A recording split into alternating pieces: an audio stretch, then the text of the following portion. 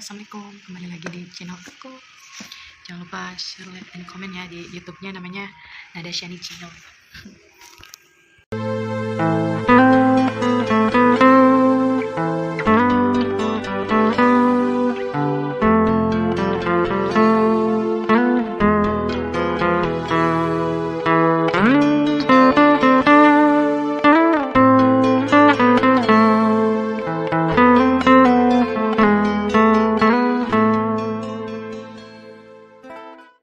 Jadi kali ini saya mau cerita tentang perjalanan hijrah saya ya.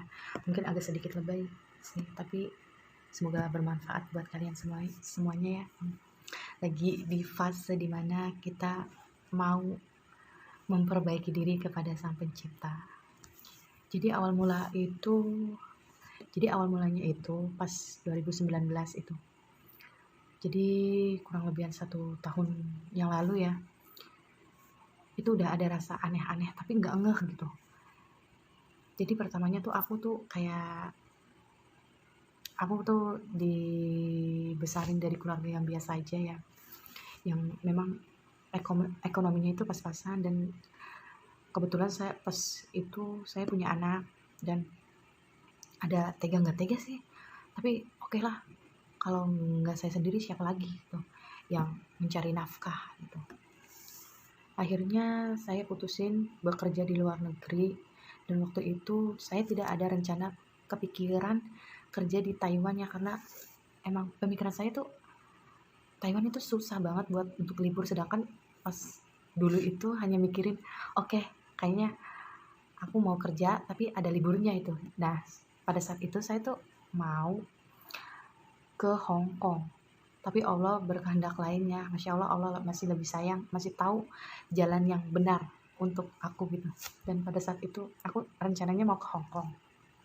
Kan tahu sendiri kan, Hong Kong kan tiap minggu libur gitu. Sedangkan aku tuh nyarinya kayak gitu, liburan. Kayak ya Allah, Masya Allah, kayak maksudnya nggak kepikiran sama sekali ke ke Allah gitu. Jadi kayaknya ada alasannya gitu ya, gimana orang kerjanya kan nggak boleh sholat, nggak boleh, kayak misalkan nggak boleh ngaji, nggak boleh sholat, jadi kayak ada alasan tapi nggak masuk akal banget. Nah pas itu ya, jadi oke lah, saya nggak jadi di Hong Kong. Jadi aku tuh ke Taiwan. Nah alhamdulillah banget, di situ tuh aku tuh emang dilancarin banget sama Allah, dari mulai prosesnya sampai pada akhirnya saya punya bos itu sangat baik banget, dan kerjaannya itu sangat enak banget, ringan banget, cuma main-main HP dari pagi sampai malam, sedangkan bangun tidur sesuka ya, maksudnya ya sesuka-suka aku gitu bangun tidur. Nah kayak sampai ada pemikiran, oh iya ya, ternyata ini bahagia gue gitu, oh ternyata ini Allah yang kasih, padahal itu ya alhamdulillah sih, segera, maksudnya dari itu tuh jadi pembelajaran sampai aku tuh pernah ngomong ya Allah, aku udah nyaman kayak gini, semoga saya bisa finish kontrak. Saya sempat ngomong kayak gitu, dan kayaknya apaan sih, emang lo bakalan hidup sampai tua gitu kan, umur kita nggak tahu gitu, maksudnya kita bisa aja hari ini kita meninggal gitu.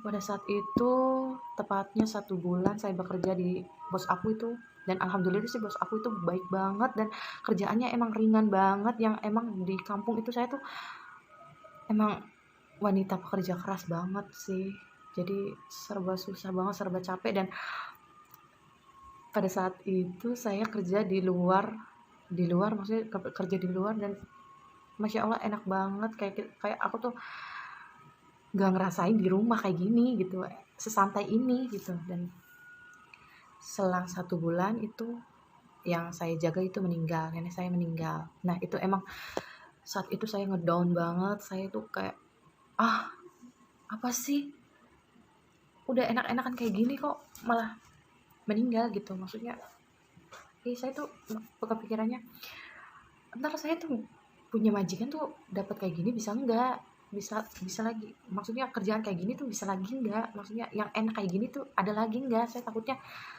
capek, sedangkan saya tuh dulu tuh cuma main-main HP doang, sedangkan yang saya urusin itu udah nggak bisa apa-apa.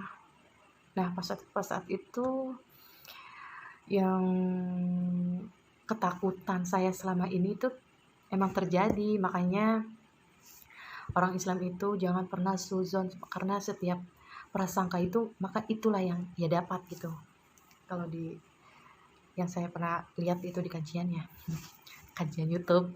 Nah pas itu akhirnya saya dapatlah majikan gitu, dapat gitu kerjaan. Emang ya Allah, itu emang kerjaannya beda banget dari yang dulu cuma main-main HP doang, yang tidur seenaknya aja, maksudnya bangun jam berapa, tidur jam berapa, suka-suka gue gitu.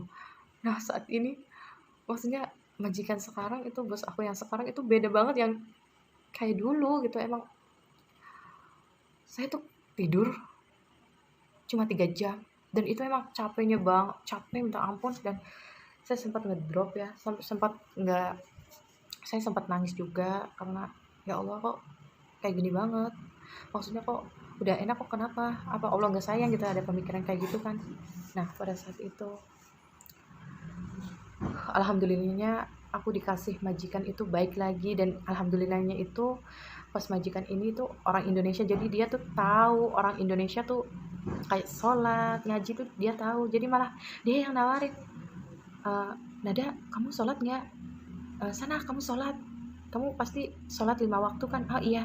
Jadi pada saat itu sih ada rasa senang tapi ada rasa beban gitu, karena saya tuh senangnya saya dapat istirahat kan ya, walaupun sebentar itu saya dapat istirahat, tapi yang ngebebaninnya itu saya tuh nggak sholat. Jadi cuma alasannya aja sholat, tapi pas ke atas cuma lihat-lihat HP doang, padahal lihat HP, maksudnya lihat HP itu cuma lihat status orang gitu, nggak jelas banget. Emang benar-benarnya kalau nggak kuat-kuat iman itu setan itu kuat banget bisikinya. Nah pas saat itu emang sih majikan majikan sekarang juga emang baik banget, kebutuhan apapun dia yang jamin gitu, sampai kayak peralatan sendiri gitu dia yang jamin.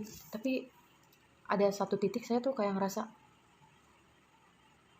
saya tuh Allah tuh kasih saya lagi-lagi nih, maksudnya nikmat, walaupun ya beda yang kayak dulu yang seenaknya main HP, tidur jam berapa, bangun jam berapa. Tapi sekarang tuh kayak ada aturan, tapi alhamdulillah majikan itu sama baik. Tapi kok saya tuh nggak ngerasain bahagia gitu, tapi kayak ngerasa ngebeban kalau kayak misalkan sendiri gitu. Suka ingat, oh ya ya, saya tuh bohong sama orang, tapi sama Allah sama Allah juga, maksudnya kamu berani bohongin gitu. Pada saat itu mulai selang berapa bulan saya tuh ngelakuin kayak gitu terus, sampai kayaknya ada 3-4 bulanan kayak gitu terus. Jadi ngomongnya sholat tapi nggak sholat gitu. Nah ada keinginan itu untuk sholat, tapi itu nggak tahu kenapa kayaknya tuh males banget. Kalian percaya nggak, aku setiap lihat HP itu, misalkan kayak lihat status apa, kayak ada ceramah atau apalah itu ustadz yang lewat di status gitu, aku tuh nggak pernah lihat, aku tuh lewat-lewat aja. Nah pada saat itu ada kejadiannya itu pas hari bulan puasa. Nah masya Allah, bulan puasa ini emang berkah banget ya buat aku pribadi. Nah pas itu bulan puasa, jadi aku tuh puasa guys, saya tuh puasa, tapi kok saya tuh nggak ngerasa ngenikmatin puasa itu. Kayak ya Allah, iya saya puasa, tapi kewajiban saya yang 5 waktu kok nggak di, maaf, Bapak nggak boleh di sini. Emang apa sih nggak boleh? Sombong amat. kok nggak dijalanin gitu. Kayak misalkan sholat yang wajib itu saya tuh nggak dijalanin. Jadi kayak aku tuh sah nggak sih puasa, diterima nggak sih puasa, sedangkan saya sendiri pribadi secara secara pribadi itu saya belum ada perbaikan diri. Kayak misalkan sholat saya nggak pernah, pakai kerudung saya nggak pernah gitu. Jadi emang itu pas itu tuh awal-awal bulan puasa itu saya tuh emang dilanda galau ya guys. Nah udahlah itu berlanjut. Nah, tapi itu aku masih bandel ya guys, saya tuh nggak apa namanya, nggak sholat, bener-bener aku tuh emang bandel banget, tapi takut, tapi nggak ngelaksanain. Kayak ya oke lah, ntar aja lah, ntar juga sholat, tapi emang sekarang belum waktunya gitu aja aku tuh. Nah, aku tuh iseng-iseng lihat YouTube, rencananya saya tuh mau lihat kayak lucu-lucu, kayak OPJ gitu, lihat-lihat yang ngelawak-ngelawak gitu. Nah, nggak tahu kenapa, saya tuh kepencet malah kayak yang kayak semacam ustadz itu, yang kayak korin-korin itu, yang arwah-arwah yang sudah meninggal itu, yang korinnya tuh kan masih bisa dijangkau oleh manusia ya, masih bisa. Nah, pada saat itu aku ngeliat dan aku penasaran sampai aku, oh iya ya, hidup itu cuma sementara. Sedangkan kita, bagaimana kita meninggal kalau kita belum membawa bekal buat kita meninggal sendiri, maksudnya kita belum membawa bekal untuk kita di akhirat nanti gitu. Dan emang emang bener sih, kalau kita udah meninggal tuh udah, kehidupan nyata itu emang di akhirat gitu. Dan di dunia itu cuma kayak semacam ibadah kepada Allah, berlomba-lomba beribadah mencari ridhonya Allah. Dan apa ya, kayak kayak nyusuk banget gitu ke hati gitu, maksudnya kebanyakan apa, yang udah meninggal tuh kebanyakan nyesel gitu. Jadi dia tuh nggak tahu mau tolong ke siapa, sedangkan kita tuh nggak bisa kalau kita nggak punya, kayak misalkan ibu bapak kita juga nggak bisa nolongin kalau dia nggak, maksudnya nggak kuat imannya, nggak soleh, nauzubillah min dzalik ya. Jadi aku tuh kayak kepikiran, oh iya ya, kok aku egois banget, kok aku ngaturin diri sendiri, malah aku tuh malah kayak ngeringanin banget gitu aturan Allah. Jadi oke, jadi pas itu emang hari keberuntungan aku, dan maksudnya hari keberuntungan aku. Jadi oke, mulai besok saya harus pakai hijab, dan mulai besok saya harus sholat, karena saya nggak tahu gimana kalau seandainya saya meninggal dalam keadaan yang belum taubat gitu. Jadi emang kerasa banget sih, jadi ini emang teguran besar banget dari Allah buat saya. Dan alhamdulillah ya, aku tuh emang dulu tuh emang dulu waktu kecil aku suka ngaji juga ya, sering ngaji gitu, tapi tuh nggak tahu kenapa pas beranjak dewasa itu kayak udah jarang banget ngaji. Terus emang apalan-apalan yang dulu pernah aku hafalin itu lupa semua. Jadi kayak, aku bisa nggak sih baca Al-Quran, aku bisa nggak sih hafal surat pendek gitu, kayak dulu ya. Tapi dengan niat kita ya guys, maksudnya segala apapun, segala sesuatu kalau kita ada niat pasti bisa gitu, asalkan kita terus berdoa kepada Allah, minta petunjuk dari Allah, dan semoga dibukakan hidayah dari Allah. Insya Allah segala sesuatunya itu dipermudahin banget. Jadi sebenarnya ya guys, antara dibilang gampang, dibilang susah sih susah. Jadi kayak rata-rata gitu. Yang penting kita tuh menjalaninya itu ikhlas gitu. Dan alhamdulillah ya, yang aku tuh emang Iqra itu aku belum hafal, Iqra kayak tajwid apa itu aku belum tahu ya. Alhamdulillah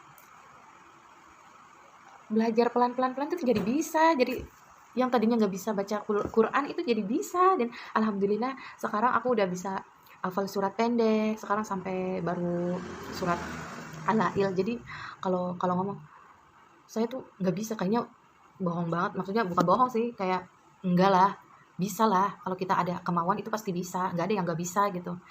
Tapi kembali lagi ya, semua itu atas izin Allah. Dan ya emang semua itu emang Allah yang ngatur, tapi bukan karena Allah yang ngatur kita malah kayak nunggu hidayah dari Allah, sedangkan kita sendiri nggak berusaha gitu. Kalau kita nggak berusaha, cuma menunggu, itu kapan datangnya? Jadi kayak belajar, insya Allah hidayah itu datang sendiri. Jadi jangan apa ya memperbaiki diri ya, maksudnya ya saya sih nggak, ini cuma kayak cerita gitu. Semoga bermanfaat buat teman-teman aku di luar sana yang mungkin masih jauh dari Allah dan masih memikirkan dunia, sedangkan akhirat itu penting ya kalau buat saya. Ya mungkin dari fisik dulu ya, karena perempuan itu wajib emang pakai kerudung, menutup aurat ya.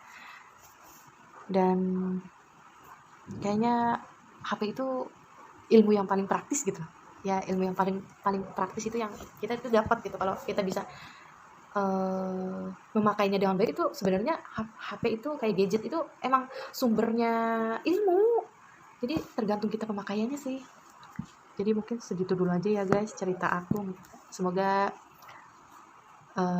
siapapun yang menonton, mau itu pria maupun itu wanita, pokoknya semoga dapat hidayah dari Allah dan semoga cepat hijrah ke jalan yang benar. Sekian dulu dan terima kasih.